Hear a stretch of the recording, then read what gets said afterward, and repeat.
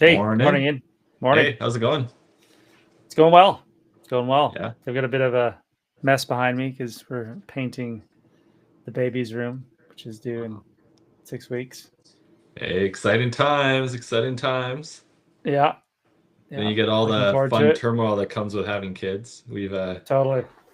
We've had sick kids and unfortunately I had to take them to the hospital a couple times. They're fine, or the oldest one's fine, but yeah, the the the never-ending adventure of something going wrong, something going right. I know. Yeah. So It's what I super hear fun. from everybody that has kids. Yeah, it's fun though. They're But such sweet kids. I also hear the joy and um, the happiness that it brings. So Yeah, I'm excited for you all and uh, yeah, glad it's going well.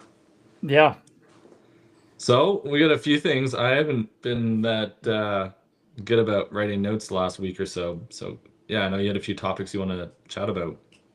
yeah, yeah. I think there's three sort of relevant topics. Two of them I'm much more familiar with, at least. But I think one thing to bring up is just the geothermal leasing that's been happening. Yeah. Um, we've seen prices rise pretty dramatically since 2020, and especially this last year. So I think that's something we should talk about. Is that just Um, because you've been hyping up geothermal to everybody? I'm sure it's like 95% because I've been hyping up geothermal. I can't imagine the prices rising without me. um, You do have a pretty big microphone, and you're not afraid to use it when it comes to geothermal. maybe I should stop being so biased. But Tallgrass is another one, operational CCS projects, Mhm. which is cool, just the pipeline that they're using. And there's some interesting stuff published about sort of the efficiency with AI and energy consumption as well. There's a paper Yeah, on I was that. going through it this morning. It's pretty interesting. It feeds into some, I think, the AI themes and energy consumption um, beliefs that we spend a lot of time talking about, and just people trying to think about how the energy system is going to progress. Cool. Yeah, Where do you want to start? I mean, geothermal is always fun. So yeah, of course. Let's start geothermal. yeah. So I Yeah, know maybe just to set the table, you've been a big evangelist for geothermal for a while. yeah. You noted the price going up. Maybe just like tell us a little bit about, or like, why are you such a big fan of it? Hmm. Yeah, I mean, the reason I'm such a big fan of it is it's a great great lead in. Um, yeah, the reason why I'm such a big fan of it is because, and all have always been a big fan of it. There's a number of reasons. One of them is it can actually provide low carbon, reliable energy, and not only is it reliable, it's been proven to be load following. So Hmm. from a reliability standpoint, and even beyond a reliability standpoint, the ability to load match is, I think, pretty compelling in terms of, say, not having to build out redundancy. If we think intermittent renewables, that you need some kind of backup, right? Or even nuclear, it's not load following; it's base load. Natural gas definitely base load, or sorry, natural gas is definitely can be load following, maybe not as well as geothermal. I'm not too sure on that, but can be load following, can be ramped up to meet those times when it's you have higher load, but it's not low carbon unless you apply CCS onto it, which is still expensive, low cost of capture. So I think from a, I guess, low carbon reliability standpoint, I think it's great. The second piece about it is the surface footprint that it requires. Um, it takes very little land to build, say, a large geothermal system because everything is mostly underground. Right? You Yeah. have surface facilities, but the vast majority of that energy capture is actually underground. And if you look at the even full value chain of, say, you could say, well, natural gas is a pretty low land footprint, right? Now, I'd agree. Where you have natural gas, it's low, but you need a pipeline to transport that gas. You have oil and gas development, which is supplying gas to that natural gas facility. Yeah. So if you look at the entire value chain of even nuclear, like nuclear, you need mines for uranium, right? If you look at the actual overall land footprint for all of these different energy technologies, geothermal is actually the lowest, one of the lowest by far. And the Vaclav Smil has a great book called Power Density, where he walks through. There's a really cool chart in his book that shows the sort of land use per, I think it's like kilowatt hour or something produced. Hmm. And so I think that's another reason. And then I think the final reason is just the amount of innovation that we're seeing in the space in terms of leveraging oil and gas skills to develop these projects and finding very unique and innovative ways to develop these projects. And I think we're starting to see that success. And I'd say those are maybe the three reasons why I'm so bullish geothermal. We're also seeing the costs come down, Yeah. and starting to see it compete as well. So I was bullish geothermal well before we saw these costs competing and saw, you know, even commercial scale success of some of these enhanced projects. But maybe I was Yeah. just lucky in jumping on the right bandwagon. Well, I guess I find it compelling too, and the land use is not the side that I had really clicked for me until you mentioned it even here, but certainly in terms of like a power asset, compelling in its attributes there. But I also think like the rate of change to me is the biggest one, and maybe that's the lead into the rising prices for some of this acreage. But if you look at energy technology across the board today, just where it is in its life cycle and the rate of change we see in an observable time period, I think is it makes it a really really interesting piece of tech to look at.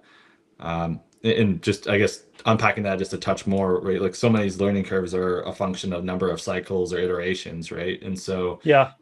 there's something about the geothermal approach similar to oil and gas where you get a lot of iterations with each wellbore, et cetera. And that's where you need to really drive a lot of that innovation. And relative to say nuclear or more mature technologies, even now solar and things like that, just in a given time period, you don't need that much activity to drive a lot of a learning curve. And so the time scale improvements are pretty notable.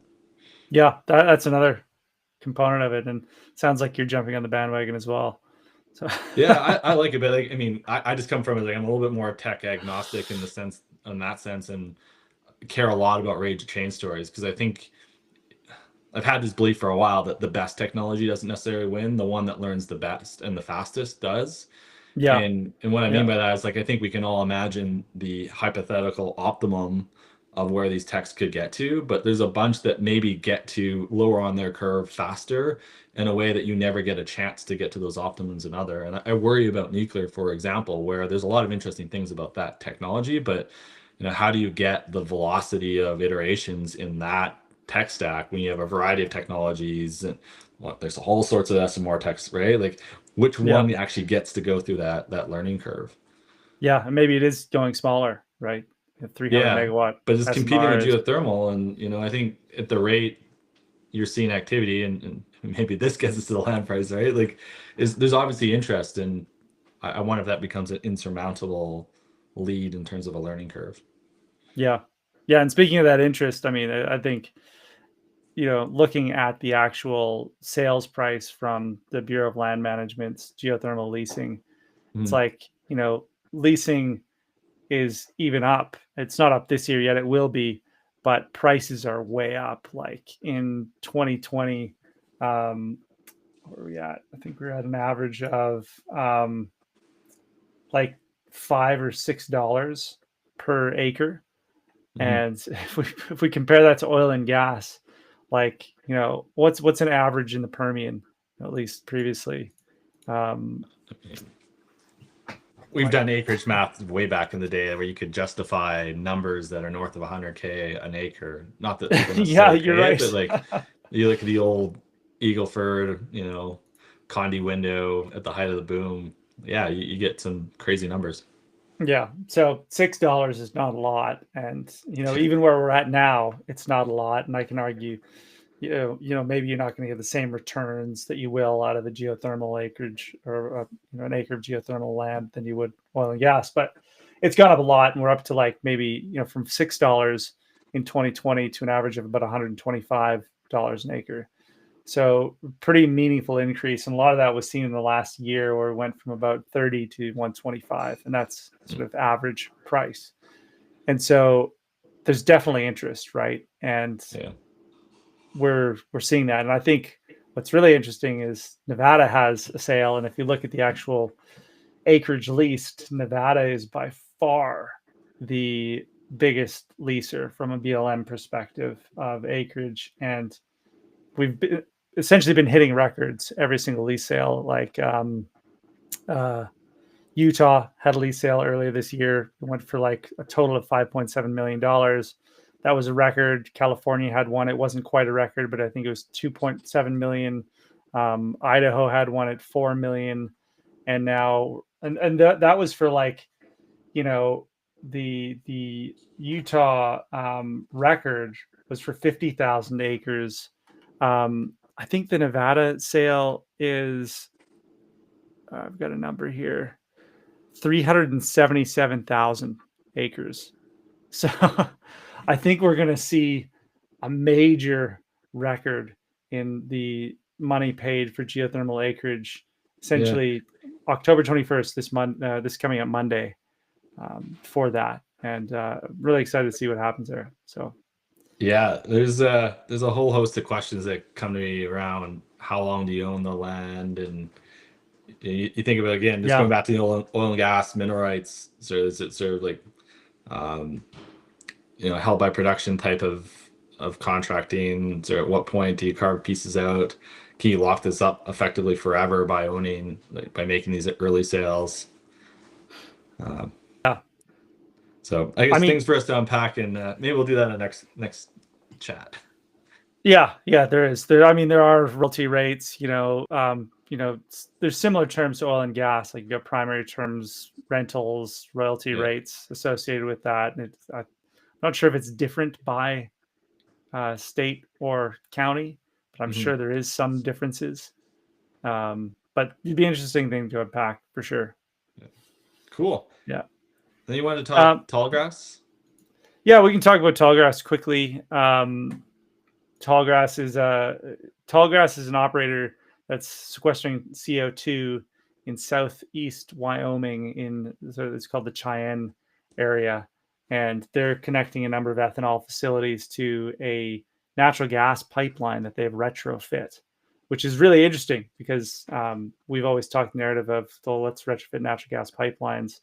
It's going to be cheaper, faster, and they've actually done that. I think they're transporting CO2 as a gas, though, or I think it's a dense phase, or gas.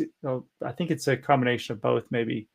But they're actually successful in doing that in terms of their competitors, Summit Carbon Solutions, who's struggled to get the permits to actually build their pipeline.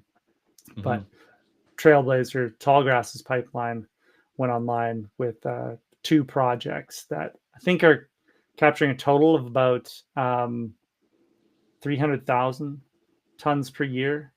And then uh, I think that's when it's full. Essentially, that's what we'll get to. But it's great to see some projects come online, and we're seeing Yeah. ethanol lead the way. I think if you look at stacking credits, 45Z and CDR credits, it gets you like a really nice premium on ethanol. And I think a lot of folks are starting to see this, and I'm having a lot more conversations on ethanol and CCS than ever before. And it's great to see that starting. Yeah, I mean, it kind of provides the counterpoint. Like, you've been on the road a bit talking about CCUS as a whole, and maybe the industry slowing down a bit, especially coming off of OBBA and the rest, and a couple spots where maybe the high points were EOR, and then obviously this sort of scenario as you're talking about ethanol, and some very specialized cases where you can stack credits in a way and it's still getting a really good economic demand pull for these types of projects. So Yeah, for everyone that thinks that it's maybe CCUS is sort of out of fashion, it sounds like it's actually really in fashion, but maybe in a couple select spots. yeah, yeah. Totally agree with that. Cool. Google. Yeah, last one, AI, energy consumption. There's some interesting charts there. Yeah, we can, I guess, drop the paper in the comments later, but Yeah. I think for me, it's just the onward progression of energy efficiency around these models and the outputs. And so much of the rhetoric, I guess, from an AI perspective is that the hyperscalers, these models demand a lot of energy. They do. They're a major driver of the power load growth story. That's true. But the counterbalancing arguments always are that efficiency is being driven into the system at the model and at the hardware scale.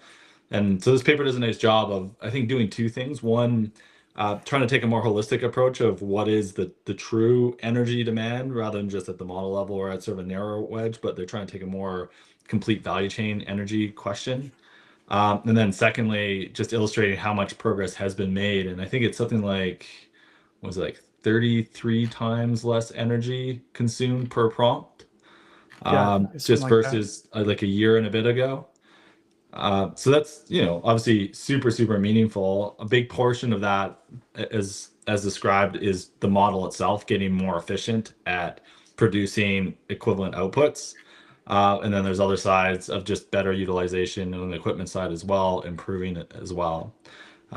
Now, I think the bullish side and the Jevons paradox side of things is as we get more efficient on these things, I think we're all finding ways to consume more and more of these resources and these tools. And so demand certainly is more than offsetting those efficiency gains. But 33x in a year is pretty impressive. And the fact that demand can overwhelm that is probably even more impressive. Well, I think I can say I'm probably using AI and different AI models 33 times more than So I you're was driving both last year. geothermal as well as power load growth across the US. Yeah, yeah.